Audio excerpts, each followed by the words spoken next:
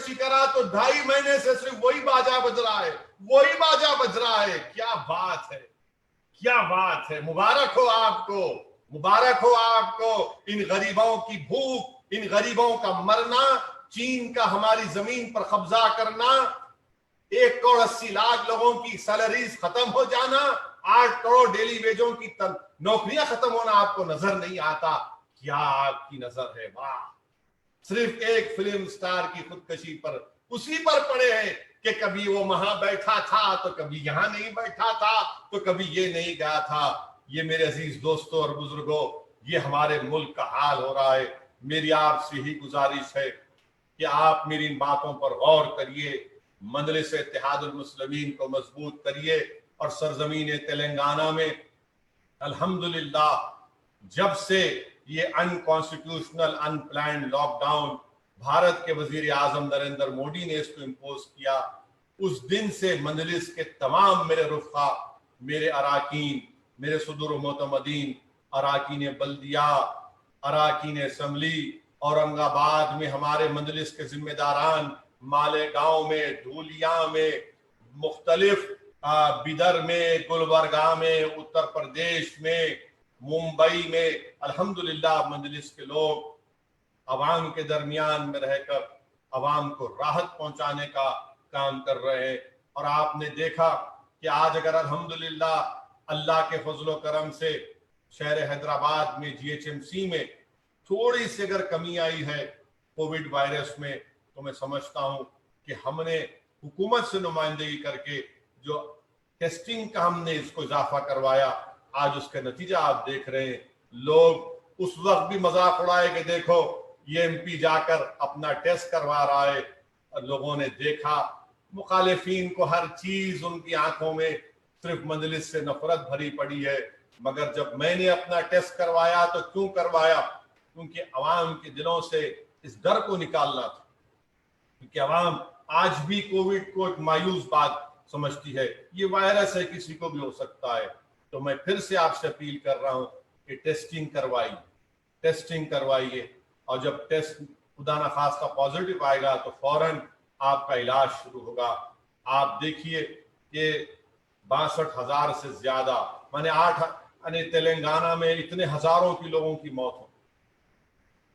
ہم اس کو بچا سکتے ہیں. ابھی بھی آپ سے کہہ رہا ہوں کہ وائرس ہمارے درمیان ہے. ٹیسٹنگ کروائیے، ماسک لگائیے، سوشل ڈسٹینسنگ کو برقرار رکھیے. اور میں ساتھ ہی ساتھ بھارت کے وزیر اعظم سے اس بات کا مطالبہ کرتا ہوں کہ اسٹوڈنٹ کمیونٹی مجھ سے بار بار کہہ رہی ہے کہ نیٹ اور JEE کے ایگزام کو ملتوی کرایا جائے.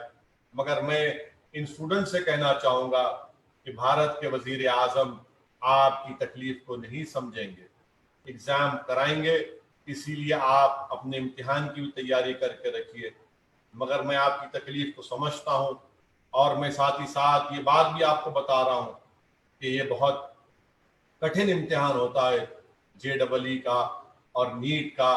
بچے سالوں اس کے تعلق سے محنت کرتے ہیں. میں صرف اللہ سے دعا کرتا ہوں کہ اللہ سبحانہ و تعالیٰ آپ کی اس مشکل وقت میں آپ کو ساتھ دے، اللہ آپ کے ان تمام خوابوں کو پورا کرے.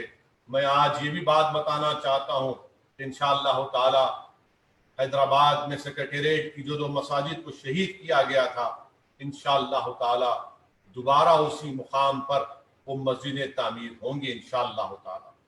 C بلاک میں مسجد تھی، D بلاک میں مسجد تھی، اسی مقام پر انشاءاللہ تعالیٰ مسجدیں تعمیر ہوں گی. All India Muslim personal law board کے تمام شہر حیدرآباد اور تلنگانہ کے اراکین نے اجلاس کر کے اس بات کو دہرایا. قوم اور ملت کے ذمہ داروں نے اس بات کو دہرایا کہ اسی مقام پر وہ دونوں مساجد کو تعمیر ہونا ہے. انشاءاللہ تعالیٰ وہ دونوں مساجد اسی مقام پر تعمیر ہوں.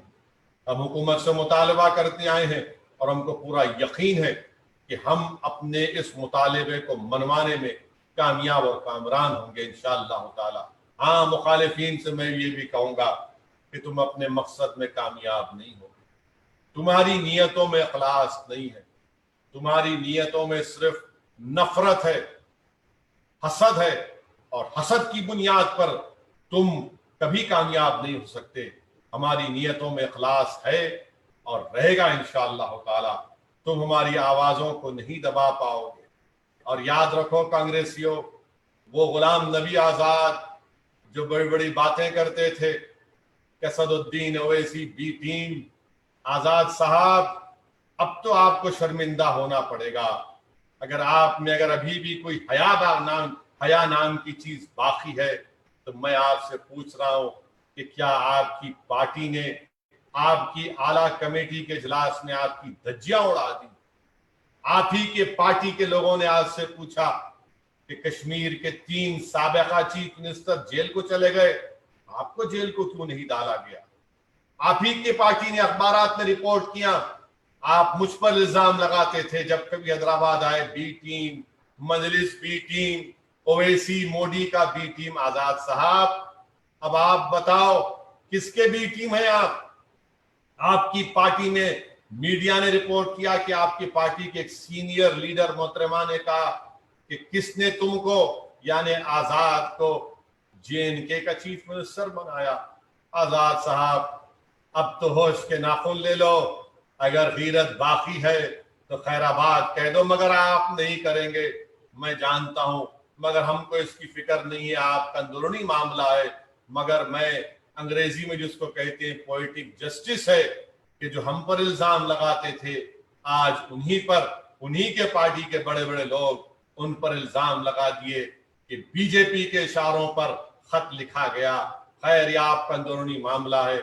मेरी आप तमाम से फिर से गुजारिश है कि दर्स करबला को सामने रखिए, अपने हिम्मत और हौसलों को बुलंद रखिए और इंशाअल्लाह ताला मजलूम लोगों का साथ देते रहिए।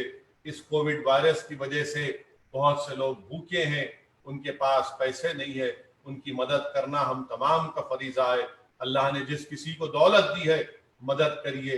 ये मत देखिए कि कौन हिंदू है, कौन मुसलमान है, कौन दलित है, कौन ईसाई है।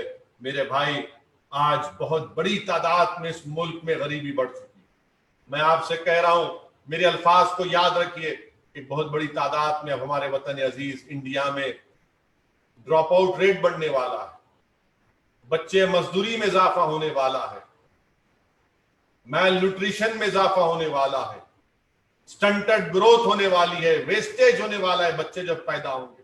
इसलिए बहुत जरूरी है कि हम तमाम को ऐसे वक्त में अपने आप को, अपने खानदान को, अपने दोस्त को, अपने पड़ोसियों की मदद करना है। मैं आप तमाम का फिर से शुक्रिया अदा करता हूं कि आपने इस जलसे को देखा। हम ये कोशिश कर रहे हैं कि मजलिस की कार्रवाइयों को, जो हमारे हर साल सालाना जलसे होते हैं, उसको आप तक पहुंचाया जाए और इंशाअल्लाह ताला बिहार के असम्बली इंतखाबात में भी मजलिस इत्तेहादुल मुस्लिमीन हिस्सा लेगी। हमारे बिहार, रियासत बिहार प्रदेश के सदर जनाब अख्तरुल ईमान साहब, जनाब आफ्ताब साहब, जनाब आदिल साहब अल्हम्दुलिल्लाह मेहनत जस्तजू कर रहे हैं। मेरी बिहार की आवाम से भी गुजारिश है कि आप उनका साथ दीजिए, उनके हाथ को मजबूत करिए और इंशाअल्लाह ताला आपकी बार हम ना सिर्फ हम किशनगंज के असम्बली सीट पर कामयाबी हासिल करेंगे, बल्कि और दीगर असम्बली हल्के जात से इंशाअल्लाह ताला अख्तरुल ईमान साहब की क़यादत में मजलिस के उम्मीदवार कामयाब और कामरान होंगे। मैं बिहार की आवाम से, जनता से अपील कर रहा हूँ कि आप देख चुके हैं कि जिसने सेकुलरिज्म के नाम पर आपसे वोट लिया, वो आरजेडी, वो जनता दल कहाँ गए?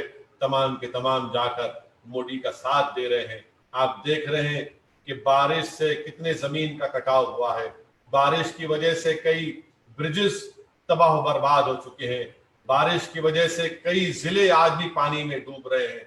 मगर अजीब बात है कि मोदी की सरकार वहां पर इलेक्शन करवाना चाहती है।